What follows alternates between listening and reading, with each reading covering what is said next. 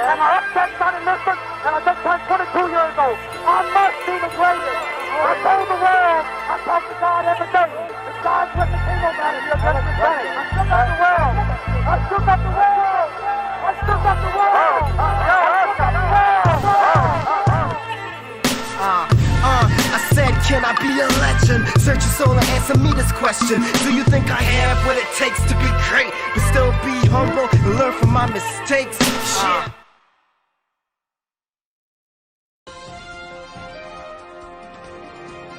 Good evening. I'm Carl Musinek, and today we're talking Super Bowl with my good friend, Patrick Starr. Pat, are you there? Pat, yeah, I'm you here, there? Carl. How are you? Oh, you must be a happy guy because you're Tom Brady, man. Your guy did it. He came through. You know, of course he did. He led the Bucks to the championship. Now he's 7-3 all time in Super Bowls, which is awesome. 7-3. No, he should be 10-0. He should be 10-0. Yeah, don't get me started. Nick Foles, mother. Oh, and Eli Manning. Oh my God, you can't even mention that guy in my house. It is disrespectful, and you gotta leave. Mahomes isn't the GOAT. Brady's the GOAT. Okay, they're saying I gotta wrap it up. Oh, they're saying wrap it up. Now, let me ask you something. What fan are you? What's your team? I'm a Jets fan, Pat. I'm a Jets fan. What? Are you? You're a Jets fan? You're a loser. You're a clown. Clown. Okay. Tom Brady is. This is the Great News Super Bowl edition. I'm Carl. Clowns. Tom Brady is the GOAT. Brady is the GOAT. Whoa. Another great skit. Good night, everyone, and welcome back to your favorite sports show. This just in. If you're a fan of the show, you already know who's coming on. Whether you call him Paul, the traffic man, whether you call him the petty Trini man, but really we call him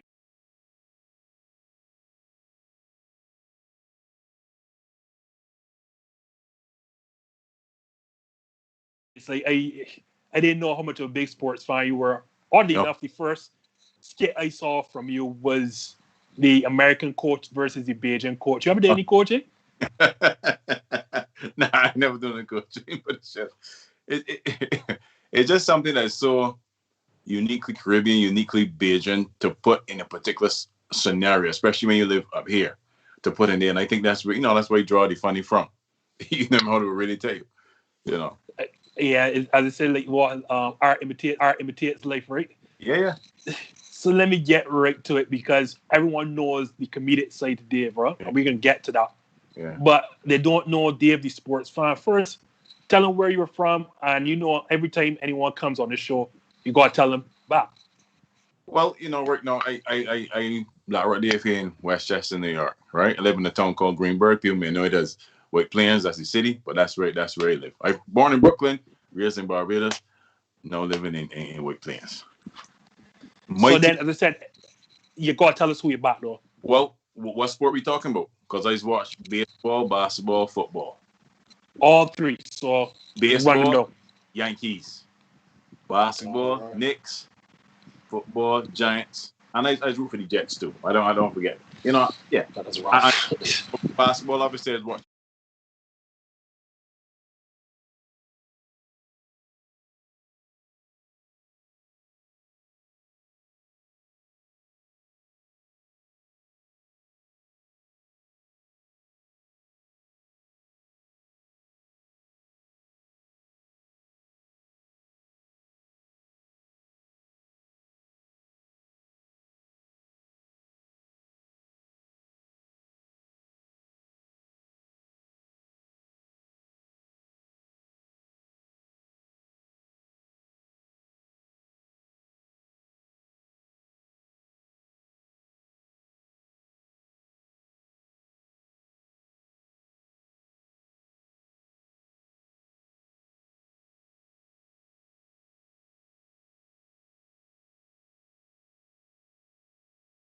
Tom Thibodeau now is the coach. I personally wanted Mark Jackson to be the Knicks coach. That's me.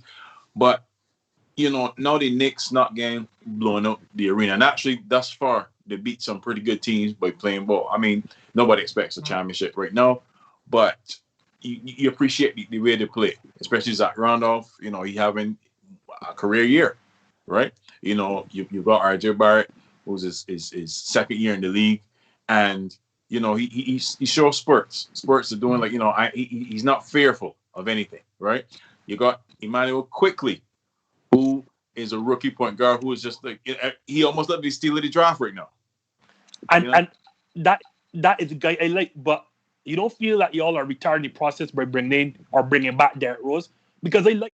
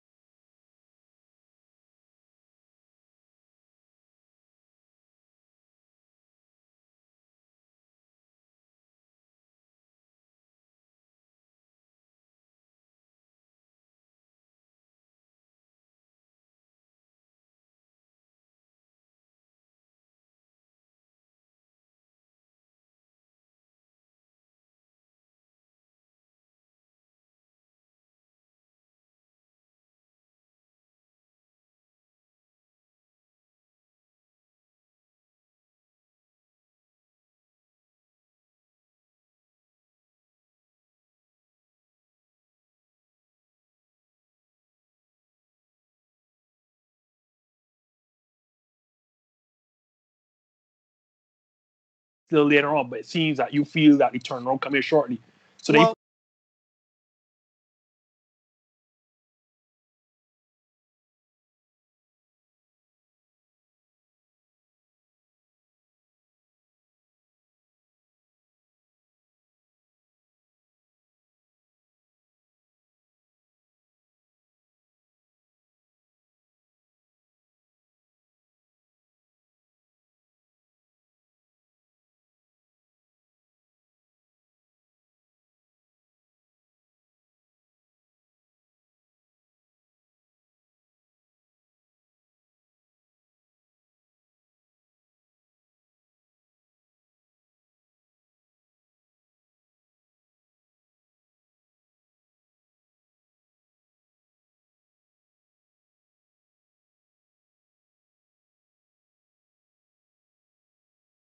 he don't have anybody around him.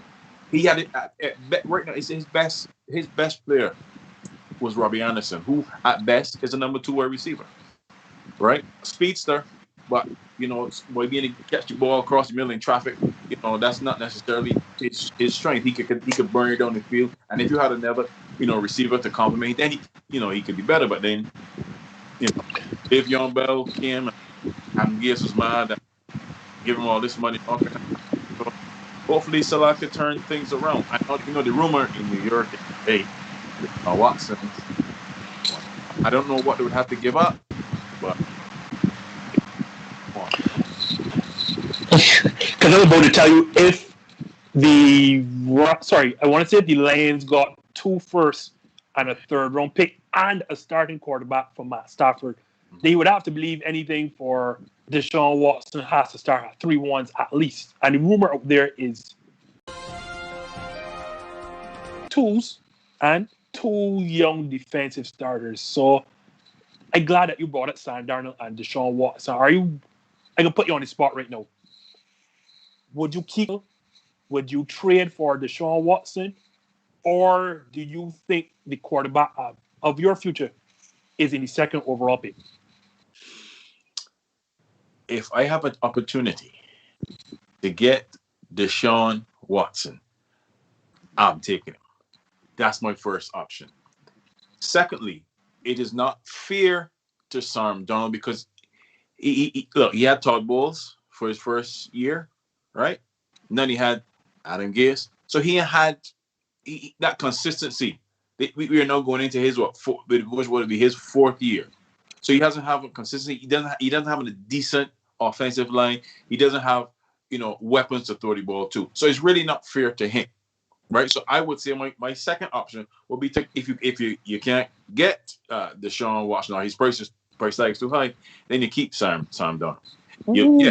You work on your offensive line because you need somebody to protect him, right? So whether it is a lineman or a dynamic wide receiver or whatever it is, you got to do something. The Jets didn't have no offense. The last decent, the last receiver of anything that the Jets had was Keyshawn Johnson. And Brady, talking years, no.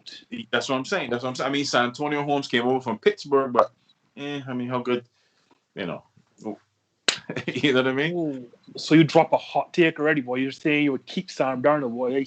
Yeah, as my second option. Because again, I've seen flashes of him doing things good, but he don't have time out there. He don't have the team, which is in the NFL. You got 16 games a season. You got to have a team ready to win right now. And the Jets have not been ready to win, not even close, since Rex Ryan left. All right. So we keep sticking with quarterbacks then and sticking within New York City because that's where your teams are. Yeah. You think Daniel Jones is the answer over there in the Jets? Sorry, the Giants? Giants. Yeah. Yeah, I think we got to surround him. Again, you got to shore up the offensive line, give him time to throw the ball because he's a mobile quarterback. And at times you thought he was pretty dynamic. Into, if some break down, he could scramble and get, 10, 20 yards, sometimes even a touchdown. So I'm comfortable with Daniel Jones. I'll be honest with you though, when that draft took place, when they drafted Saquon, I was in Dallas. When the draft was in Dallas, at Cowboy Stadium, I was there. The next year, it was drafted in Nashville, Tennessee. I was there. When they said Daniel Jones, I mean, what? The entire, not just you, the entire football world. Especially when it came to the quarterback, Dwayne Haskins, and the Giants is the only franchise that never had a starting quarterback. Yeah, Geno Smith did it, which is crazy at the cost of Eli Manning again, which is nuts. But I was like, yo, this man, what the hell is going on? But Dwayne Haskins just get cut here the other day. So I mean, Daniel Jones did show some promise. So yeah, you can keep Saquon healthy though. Yeah, I mean the NFL is hard, man. Michael Strahan said, it's like putting on football pads and running into a brick wall with all full speed. That's the NFL, and these guys have been getting hit from pee-wee, high school, college, and things. So we'll see how you can come back. Hopefully, I mean, here's the funny thing: working the gigs that I work, I actually met him twice. Cool dude, yeah. And because obviously you're at the Talk Comedy, so any funny stories in any of those meetings? No. The only thing funny one time was like when down in Detroit, we did an event in Detroit by a police station, and it was trying to telling me got to do this, that, and it was so fast. He over what they want me to do again. Like, you got to ask him, but I ain't got clue here neither. But I already had no funny. Okay, this is a funny. This is a Dak Prescott story. We were in Minnesota for the Super Bowl, and Dak made an appearance in the Campbell's food truck, and a little kid came up to me and was like, "Hey, how you doing, Tony Romo?"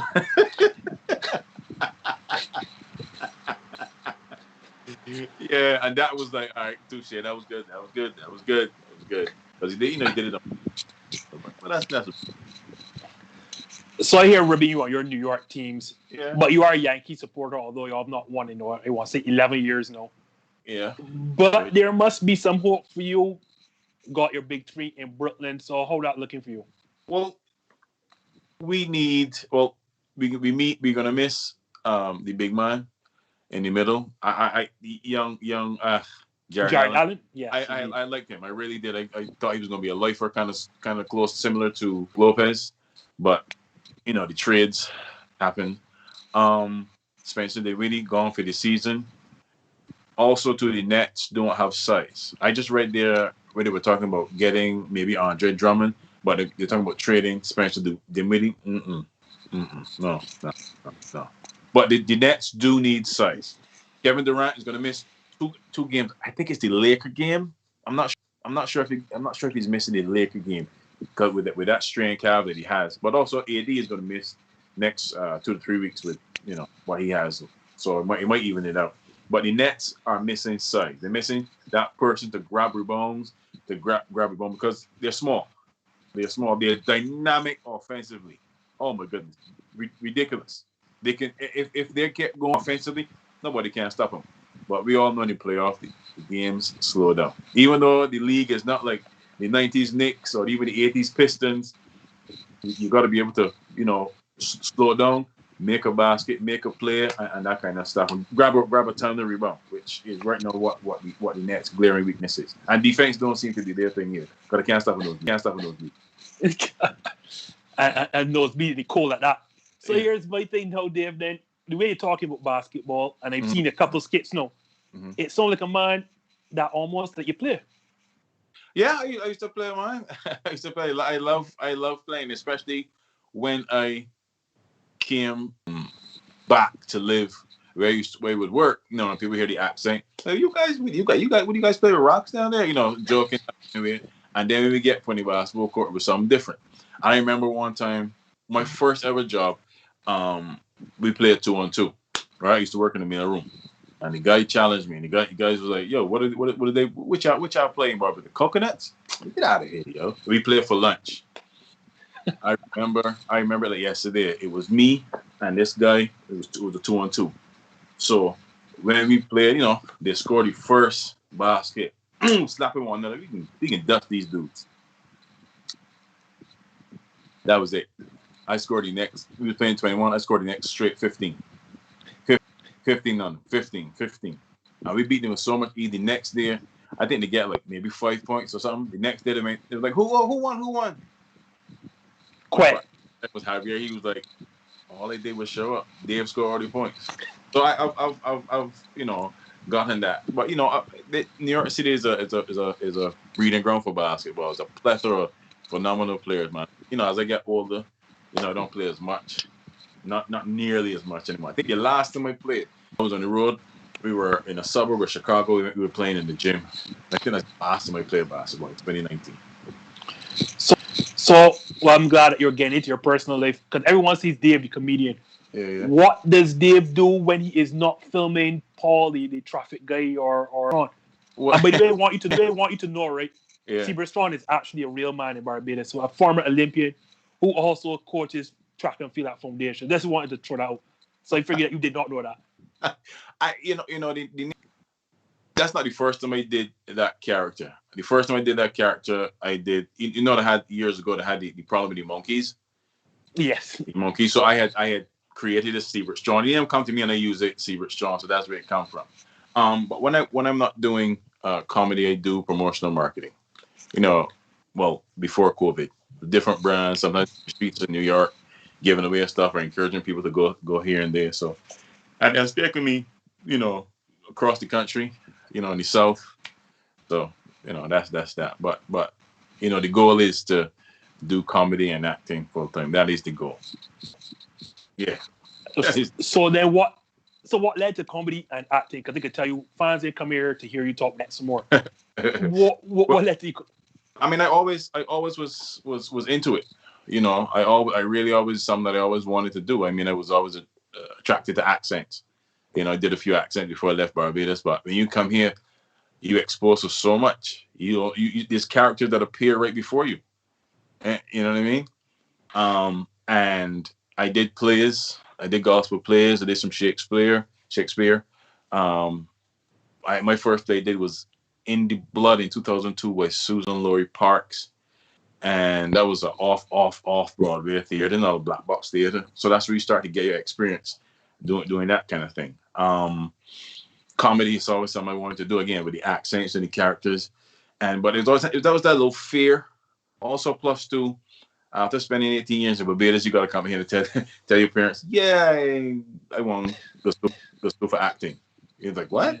You know what I mean? So I went to school then for film and TV production. That was kind of a degree I was going for. My heart was always in performing. I ran away from it saying, well, that's probably past me, but it kept coming back. What led me to specifically making videos, because I have a brethren used to always be like, yo, people putting yourself up there. You got to get, I'm like, how? I know about, going on the stage and performing original sketch. But how would these? But it's not until 2016 at work I tore my 2 quads. I fell. I fell off a truck, just getting off, tore my 2 quads. So I was done.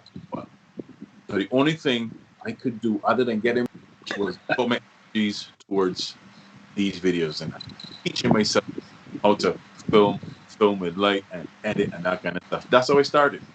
I started with a character that I used to call that I call Nandu. That was the first sketch I made. No, I didn't see that one. Yeah, it was Indian. It's the Indian traffic cop. On Nandu. You don't get any issues with people because this is a very sensitive time, and sensitivity doesn't really go over well for comedians. I don't. Not this year. I don't think. Maybe it's not enough people know. And I've had Indian people seen it and they never said, "Oh my God, I'm so offended."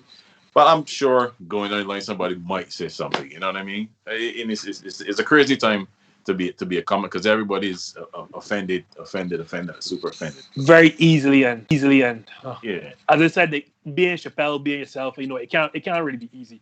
No, I mean, Chappelle is one of a kind, man. He controls his own destiny. So you hear what he said in the last. I mean, Chappelle is brilliant. You see, Chappelle's show is brilliant. Key and Peele is brilliant. They're different. Awesome. They're differently brilliant, and that just shows you that range. Me personally, I obviously like both of them, but Key and Peele because of the accents and the characters and that kind of stuff. I really admire that. I really admire that. So then, as you're speaking about admiring them, you personally know which sketches appeal to you that you do, and which characters are great. To be honest, me personally, Paul is mine. Paul has to be mine all time. You see, the thing about Paul, especially not only he's so Bajan in America. You understand? He's Bajan in America, so that's where he pulls from. So all the Bajanisms, I'm still discovering more with Paul as well. Each time I shoot him, okay, why did he say that? Why does he say that? Why is he so angry over here? What makes him so? You know what I mean? So that is Paul. But like for example, I also do African dude that I call Dr. Alumaju. I used to do a Texas guy or a Southern guy called T-Bone Walker. I haven't done him in a while. I plan on bringing him back. And as well as I like to experiment with several different characters with accents. So whether it's Trinidad, Jamaica, Guyana, and then also to go to England and Scotland and Germany and them kind of places. You know what I mean? So that's I like the art of creating. So yeah, be a freak. And don't forget, I also do the voice for Grand, Junior, and Fox. That Tree family is a net stuff too. So it's all about discovery, man, and just pushing. Just pushing. All right, since you don't want to give me what the fans like most, which character and which skits you find appeal most to fans? Well, the Bajan Paul, right? The Bajan people like Paul, but some of my other people would like. Even some American people that Paul is a, Paul hey gone, right? But some people that like Nandu, and again I haven't done him for a while. But there's some people that like, when you gonna do Nandu? When you gonna do Nandu? Wait, because there's a girl in Chicago that's like, when you gonna do Nandu? I like Nandu because it reminds her of how traffic agents.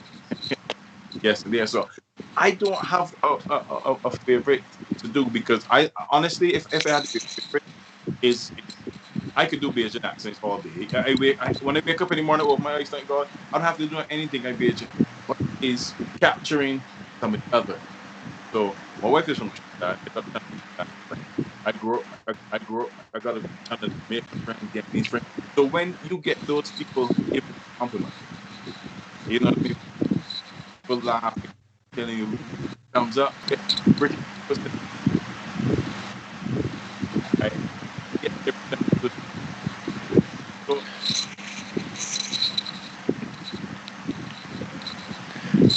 What you call I can't let you go first without telling you what you have coming next. Give us a sneak preview of what you got coming with. Well, I'm just creative. I am writing. No, Paul, man. I'm sorry, Dave, man. You can't come here, man. You can't come here now and tell me what you got coming next, Dave, man. You gotta give us a sneak peek preview. I know I have a friend, Natalia, who watching just to see what you have, and they promise her that you will give me a preview. So, well, I got my next video is gonna be called "Call Your Supervisor." All right, that's the next skit. I can probably once the guy that did it with say it's cool and he feel good, I can post that tonight. All right, but why I said is that I writing is that I'm working on stand up so that when things open back up, I could go back, try to perform and try to build a set to go, wherever it takes me. You know what I mean? I want to write because at this point, here's what I see it. You see shows like Netflix, you see shows like HBO programs and all these shows. When they portray Caribbean people, there's always somebody doing an accent, right? We're here. You got? Did you watch Luke Cage season 2? Of course. Yeah, and that Jamaica accent annoyed the hell out of me. Hearing Bushmonger, that's the thing. Yeah, but not only Bushmaster, Bushmaster is right. Not only the acting was good, the accent but in Crown Heights, if you spit in the air, you can hit a Caribbean person. Why are we not at the table? Because you bring other authentic people in. Why are we not here? So I got to create something for us too, and that's one of the goals is to create something for us, authentically us, have us be seen and respected like everybody else. Never thought about it that way. I'm glad that you actually brought that up. Yeah, listen, I've watched this. We Caribbean people are in this country contributing to the society. We are doctors, lawyers, judges, plumbers, business owners, politicians, bus drivers. You know what I mean? Not just partiers or DJs and party promoters. We are all of that. Look, what you guys doing here is phenomenal. I didn't even know you guys did this. You're doing a sport show. This is phenomenal. You know what I mean? There's a lot of talent coming from the islands. And it's about time that the world sees it. So then, are you saying then that you're going to, I don't want to say it, be the start the watershed moment or be the guide, but then are you trying to create an avenue then obviously for Caribbean entertainers to follow, because then people may say, well, there's already major hype, et cetera. Listen, one person that did anything for everybody is Jesus Christ, right?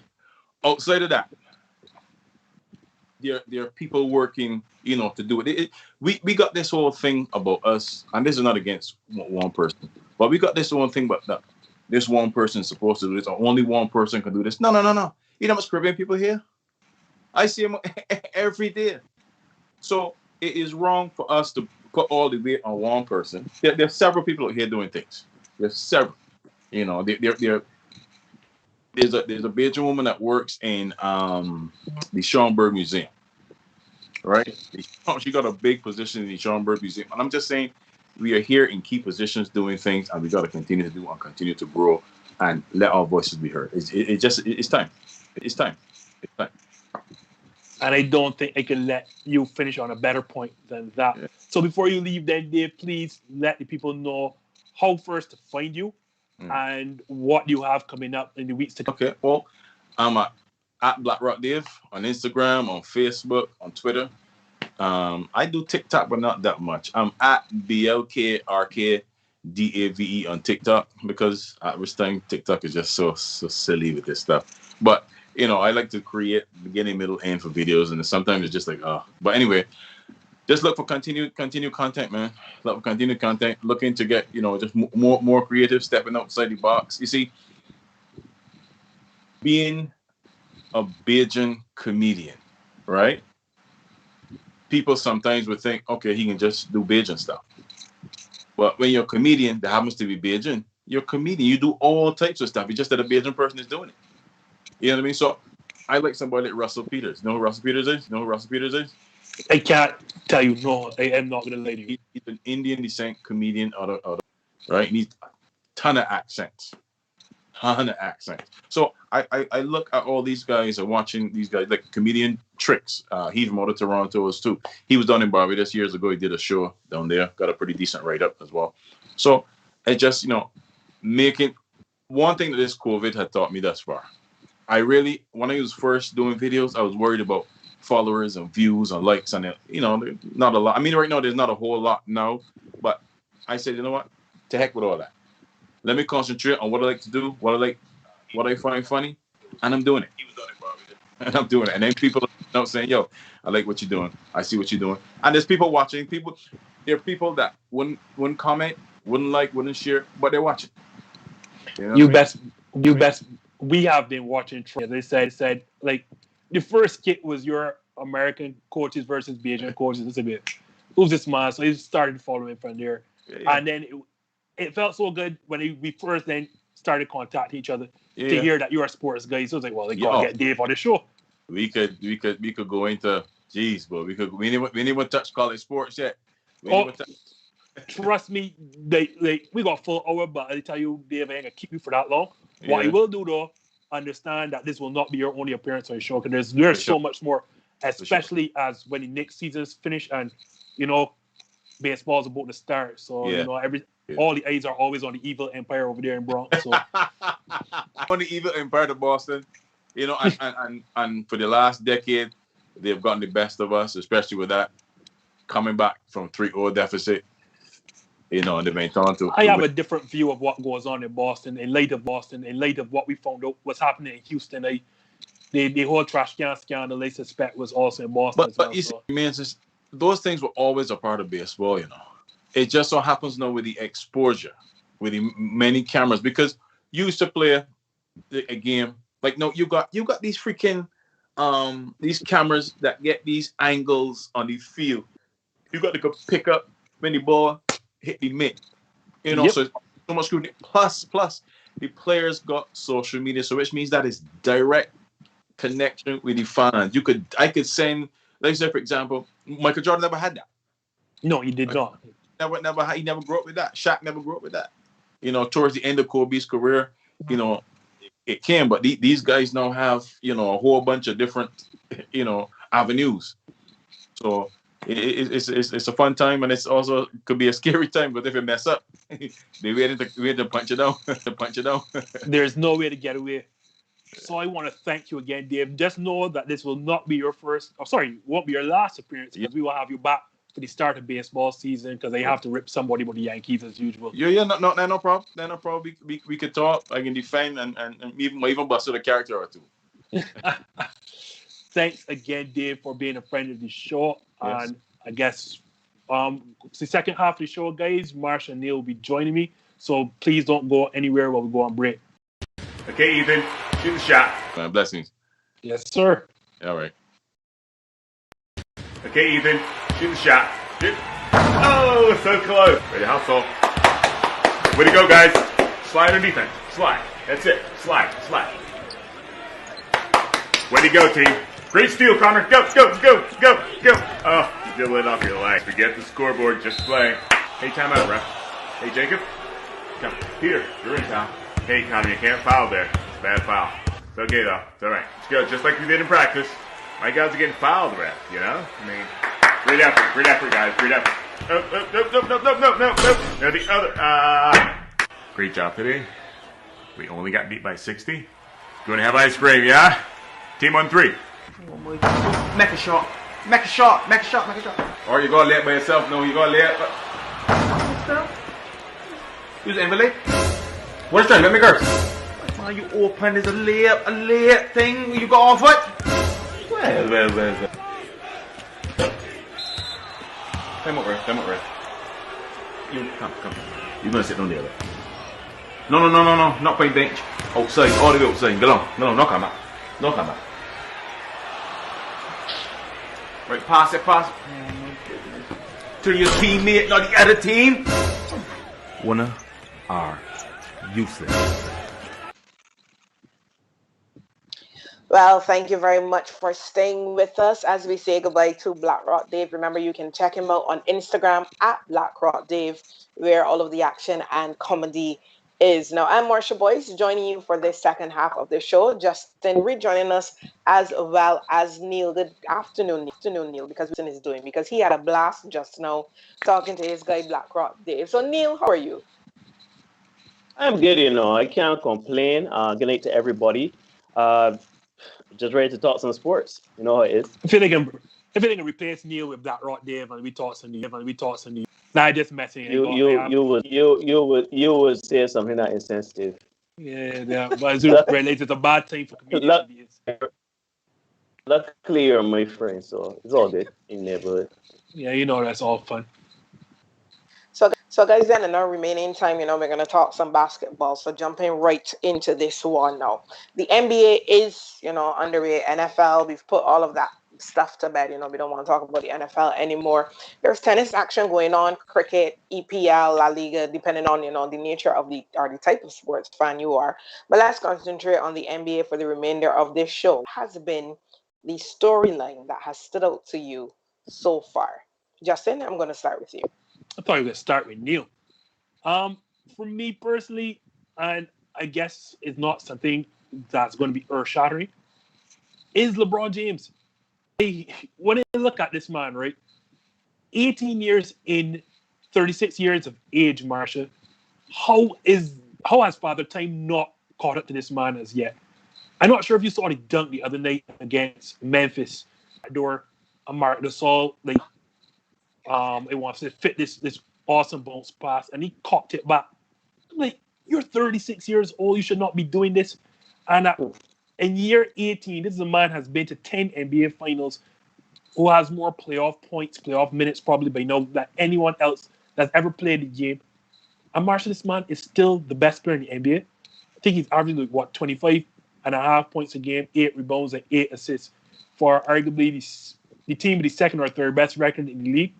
At what point, Marsha, is Father Time going to catch this man? I know we saw my favorite, Kareem Abdul-Jabbar, play, 20-something odd years at a high level, right? But I want to say, Marsha, right? And for me, Kareem is my 1A and Mike is my 1B of all time. If LeBron James wins another title playing like this season, right? I am now ready to hear people who can say LeBron James is the greatest of all time. I think an argument can be actually made, because as much as I know the people who love Justin won't say that so badly, right? No, but honestly, Neil, I have Kareem at 1A and Mike at 1B, so I'm not a LeBron pusher in this argument. But for a man now, when you look at his resume, if he wins again, that'll be 11 finals, 5 titles overall, top 10 top 10 all-time in scoring. He's third all-time top 3 all-time in scoring, top 10 in assists, and almost every conceivable playoff record. You can make an argument, and I'm not telling you he'd be my greatest of all time, but you can make a legit argument that this man is the greatest of all time in the NBA.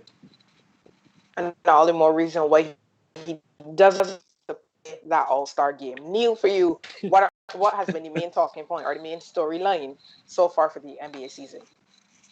So far for the NBA season, I think I'm suffering from fatigue, but it would have to be COVID. We're seeing a lot of players testing positive. We're seeing games affected by COVID. So it is interesting to see how players and teams are adjusting to, going into situations where they have to play back-to-backs or have to play at the same arena for 2 and 3 days, 4 days sometimes. It is interesting to see how the protocol is affecting some players. We saw with Kevin Durant during his game. He was in the game. No, sorry, he didn't start the game, and then he came late to the game, and then he was pulled from the game because there were inconclusive tests. And then that was the weirdest thing I have ever seen in an NBA game, and that's the season in which Kyrie Irving was blowing sage. So you could imagine that. Yeah. So for me, I think it is interesting just to see how the NBA is dealing with Corona, how Corona is, because last year we saw it stopped and then they went into a bubble, but now they're actually trying to play in arenas, and then we're hearing that some more and more fans are supposed to be coming into the arena. And then there's going to be an all-star game, which LeBron James is not really happy about. But it is just very interesting to see how the league is kind of adjusting. I hate the term new normal, but it's just interesting to see how people are adapting to COVID. And I'm actually even wondering in a situation like this, and I'm glad you brought this up because Justin, let me ask you, and Marsha too by extension, right? Like, so we're seeing that a lot of players are missing games because of inconclusive tests, or maybe may have had been exposed to certain potential risks of COVID, and we're seeing some teams lose because their star players out, or a few of their players out. I remember there was one team, I think earlier this year, that had probably 8 or 9 players dressed. So I'm just wondering, guys, at the end of the season, right, when it's all said and done, and there is a champion, do you think that there would be, I don't want to say backlash, but do you think there would be like moans and groans and grumbles from the players and the players union that because COVID had essentially ruined some regular season games and some chances and some opportunities to get to the position of playoffs and eventually the finals, do you think that that is something that would be a talking point for the players? I'll let Marsha go first. For me, it's simple. Everybody's playing under the same conditions. So that's it. Yeah.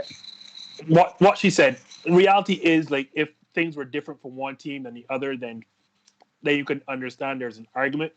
But just like the bubble, how we've not put an asterisk because everybody was in the same space, playing same minutes under same conditions, then I can't see you having I can't see anyone saying that there's an issue. People on the outside probably may or may not understand, but the reality is, and this is not a situation just peculiar to the NBA, every single sport, we're not hearing talk about there's an asterisk for the Tampa Bay Buccaneers.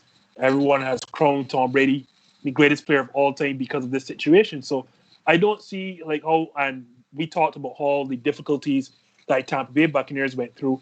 And as well, remember there's a time when we thought Major League Baseball would not finish. And they got through it and crowned the champion, and everyone saluted the LA Dodgers for finally winning for the first time since 1980, whatever. So like Marsha, once everyone is going through the same circumstances, no, I don't see it being a talking point.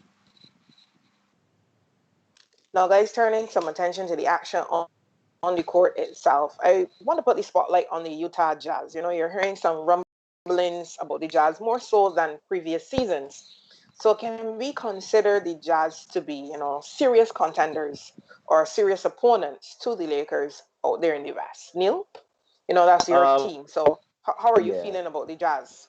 I'm glad you started with Neil. Let's take a look at Neil. Which way am I supposed to be looking? All right, you're looking. Okay, so on my screen, right? I'll just look straight ahead. All right. So, in my opinion, I think the Jazz are a pretty good team. Contenders.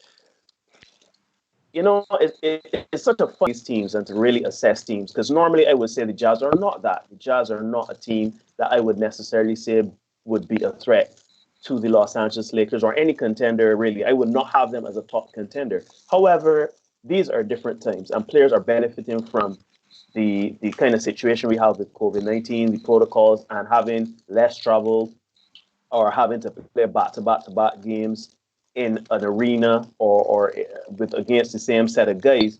Some teams are benefiting from it, and some teams are struggling. Now, it's interesting to see what will happen in a bubble situation, or if it goes into a playoff situation, how it is going to play out. Because it will be different than the normal travel and everything like that. We know that, teams like Denver have their home court advantage of the Mile High City, and there are places like Toronto and other places that have great fans. Utah has great players. I would say right now, yes, they do look the part. They do look like they can play amazing defense and put points on the board.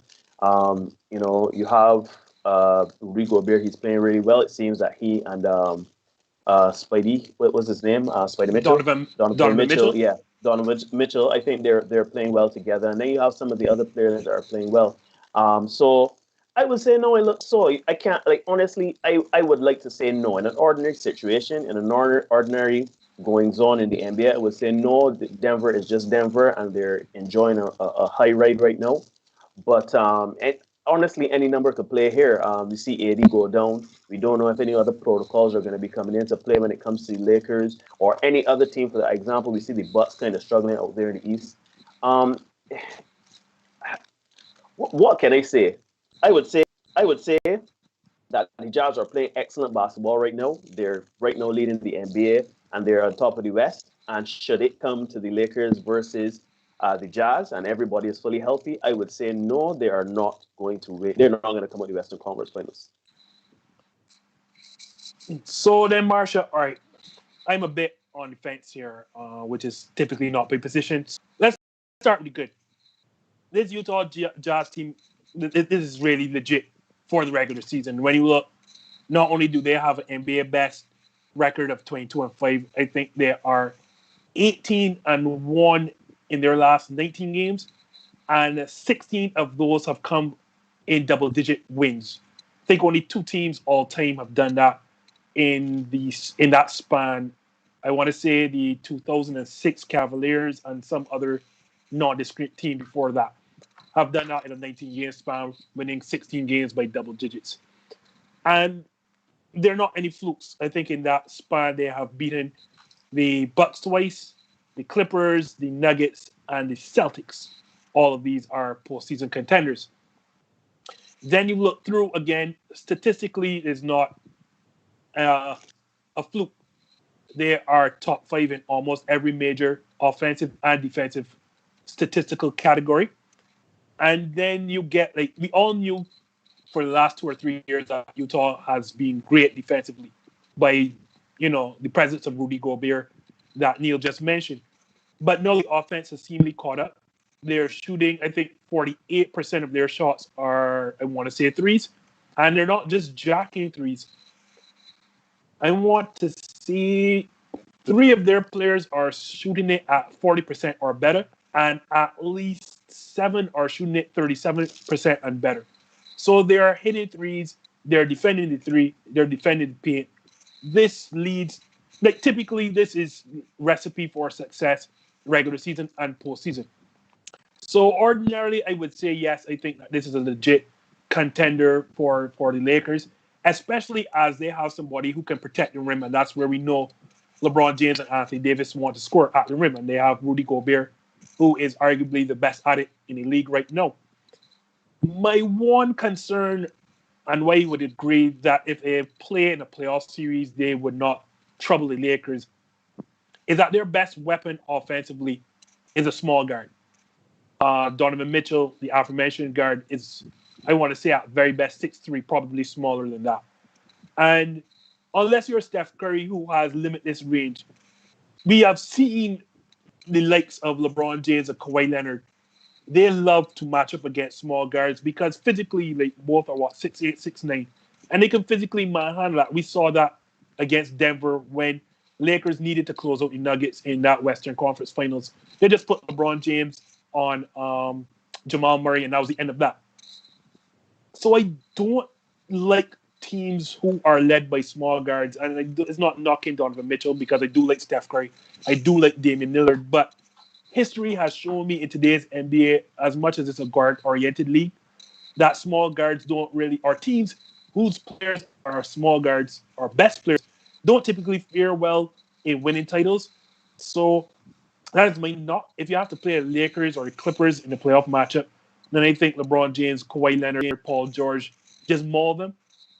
I think they're going to have a deep playoff run, but unfortunately, I don't think the constitution of the team that it will beat Lakers or Clippers in a 7-game series.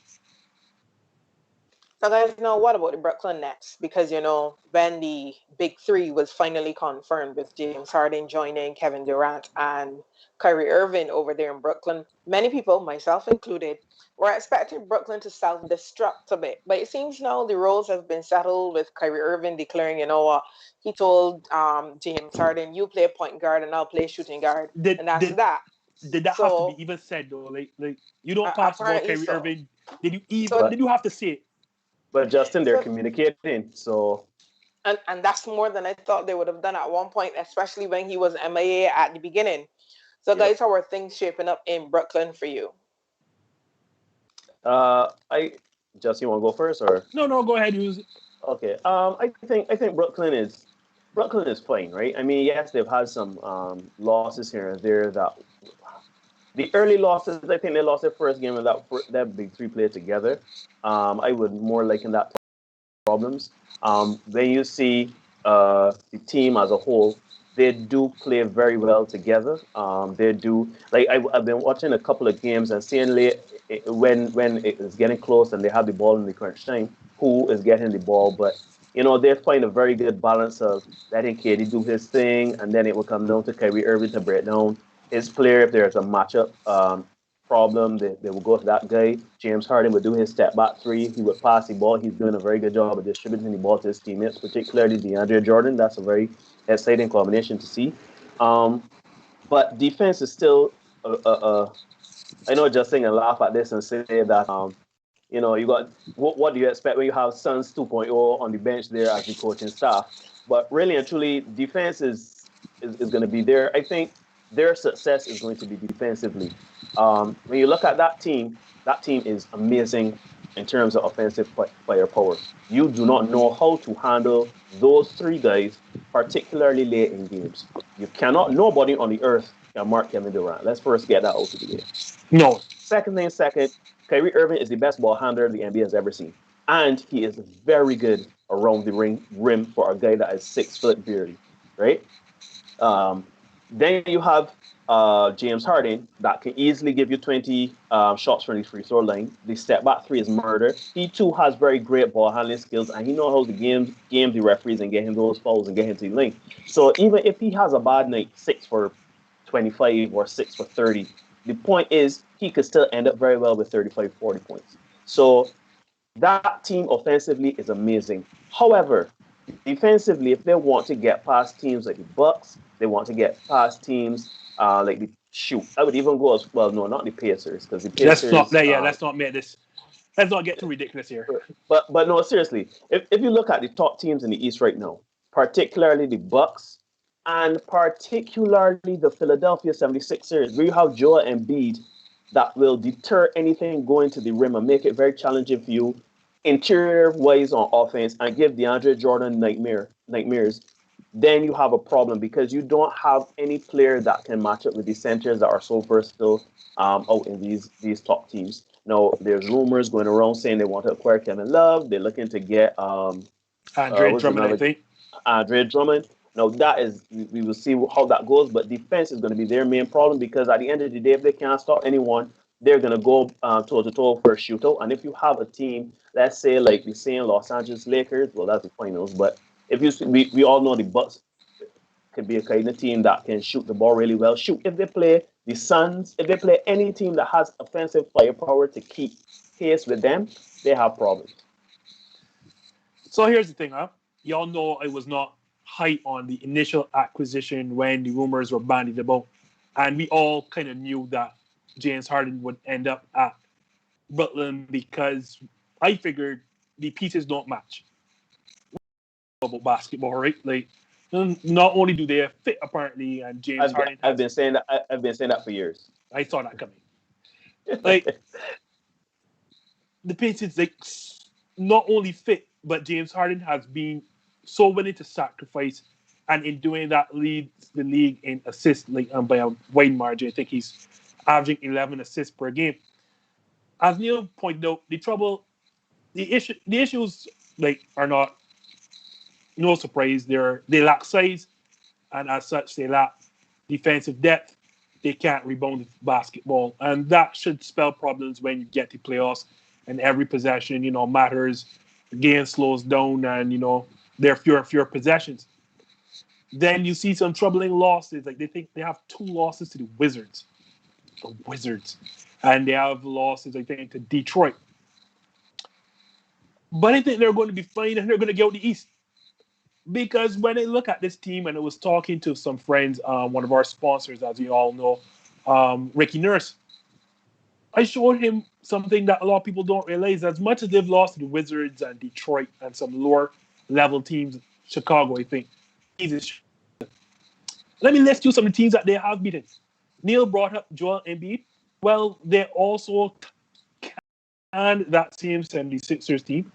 They have victories over the Bucks, the 76ers, the Clippers, the Nuggets, and the Pacers. This team, I think, more so than actual defense and lack of rebounding and size, this team's problem is just a lack of focus when it comes to playing teams that they are supposed to be better than. When they play top level teams, they blow them right out.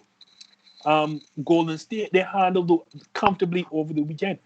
So it is clear to me that this is the team that is dealt in when they face big teams, and they're just lacking focus when they're facing small teams, not understanding that when you form big threes, you're going to get the other team's best every single night, no matter who that is, no matter what arena they're playing in. Granted, as Neil said, I think they do have to short the sides, because if you're going to play, let's say for argument's sake, the Lakers in the finals, and I mean you shouldn't really be looking that far, you're going to have to do something about rim protection and getting rebounds. Like, you have to win basketball games, particularly rebounds. But when you look at the East and you have to deal with the Milwaukee's and 76ers and Marshall's struggling Boston Celtics, they have Why did you have to say struggling? You could have just said Boston I, Celtics. Struggling is not a part of the name. no, but it's a part of what's going on in Boston, though. So, yeah, like, when you're playing these teams, the Brooklyn Nets have shown that they are more than capable, not just more than capable, that they are, it's almost like fodder for the Brooklyn Nets. And I did not think that this offense would look like how it does, but I give most of the credit to James Harden, who Kyrie Irving did not need to tell as a point guard. I mean, the only pass from the team is obviously going to be your point. I give credit to James Harden for being the guy who is going to sacrifice, or who has sacrificed shots, and letting Kyrie Irving do his thing, letting Kevin Durant do his thing. I'm going to say this is going to sound weird, but I don't see a scenario where, barring injury or COVID-19, and the Brooklyn Nets don't actually get to the NBA Finals. Guys, you can let us know in the comments. If you agree with Justin, do you think the Brooklyn Nets will be the ones, taking that Eastern Conference title and going all the way to face maybe the Lakers in the NBA final? But I think this is a good place where we could wrap it up tonight. So if you just joined us or you joined us late, be sure to check out BlackRock Dave on Instagram. Or you can also go back to the top of the show when we're finished and catch that interview there. We talked about sports, we talked about comedy, and generally life as a Barbadian in the U.S. So you don't want to miss that interview. Marsha, yes. I want to ask you a quick question, because we did talk about the Celtics. How do you feel about your Celtics now, fifth? And as I was saying, guys, you can find us on Instagram, Facebook. You're here on YouTube. Please be sure to like this video. Share it with your friends, share it in your group chats. Make sure you subscribe to this channel as I continue to ignore Neil. And you won't miss any of the action. I also saw that coming. No respect. This just in. On Thursday, Justin, I know you have the mailbag coming up. Any special topic for the mailbag this Thursday? Well, I'm not quite sure as yet. Sounds weird to come and say on the show that we don't know what we're talking about on Thursday, but it is a little time. There are the quarterfinals in the Australian Open play, but I don't think that is going to be a major talking point on the show. I think we're going to delve into a lot of NBA, because that is really the big sport playing right now. See, I was on red. No, I'm not green right now. So now you can be sure to join us on Instagram. Adam and I will probably deal with NBA stuff, but sometimes we make it up on the fly. So be sure to join us on Instagram on Thursday. I couldn't close out without saying, a special congratulations to the West Indies team on their series victory against Bangladesh over there in that test series. Some might want to call them a second string team, a substitute team, a team B. But regardless, the guys went over there and they did well. You had some very good personal performances that really stood out. So congratulations. So before you go there, Marsha, I want to ask you about that though. Let me just take a 1 minute or so. This is something like it will shape up to be a no comment, but continue. No. Do you keep, when the big boys performances are not big, but then the big boys come back, do you keep Nkrumah Bonner and Kyle Mears in the squad and force people out? That's going to be a very difficult one. I think a little closer to the next series, that decision will be made, because it also depends on what happens in the Super 50 tournament that's currently ongoing, and whatever, 50 over engagements, because we also have World Cup next year to prepare for. So lots of things to consider. That's a tough one, and I'm glad I am not a member of the West Indies selection panel. So that would be my answer there. You just don't want to say that Beijing should be dropped and call names, but I will. No. This has nothing to do with players being Barbadian or any particular. No, I'm just joking. But I have my selection. Team selection will always be difficult, particularly when you have, senior or more established players sitting out for whatever reason, and they're allowed to sit out. Do you then allow them to quote unquote walk back into the team? That is always a tricky scenario. It might also depend on where the next series is as well. Lots of considerations for me there. So I wouldn't be able to make a blanket determination at this point. I will though. And somebody has got to make way for Bonner and for Calmers. I'm not trying to put pressure on the two young men, but somebody has got to make way. So, somebody. And on top of because you don't make those statements on this show. If you're going to say keep them, you need to say who comes out. Well, I mean, Shea Hope was already dropped. Show you're working. So let's go then, since y'all putting me on the spot and I like that. Imagine I was just trying to wrap up this show. Continue. No, you brought in the West Indies cricket, and that's also always a hot topic button. First thing first, I'm done with your man Shane Dowrich. Let's put that out there. I don't care if Joshua De Silva never scores runs ever again at that position, but I'm done with Shane Dowrich. Seeing him run from pace bowling in England and New Zealand, terrible. So I'm done with him. Joshua De Silva, for me, has 2 years running to do whatever he feels like doing. Roston Chase is all nice and good. I give you an extended period, but quite frankly, I suspect... You're going to get rid of Roston Chase? Really? Again, when you brought up the point, Marsha, when you sit home... Who's also a bowling option? Okay, so it's Calmers right now. So when you sit home... Different bowlers. I understand that. But when you sit home, on your own choice, you leave yourself open for being replaced, especially when your runs have dried up. So it's not my fault that I decided not to go, because if it was me and I went and played England and New Zealand, I don't see why I won't go into Bangladesh. And I know I want him for runs, and that Bangladesh team is weak. But Marshall, wouldn't I go in Bangladesh and get my average up? You start down and let in Kuma Bonner and Calmers waltz into the team and met these big scores. It's not my fault. So, yes, Roston Chase is one. Shane Dowrich is the other. And I am not sure, thankfully, I guess Thing can tell himself he's cool.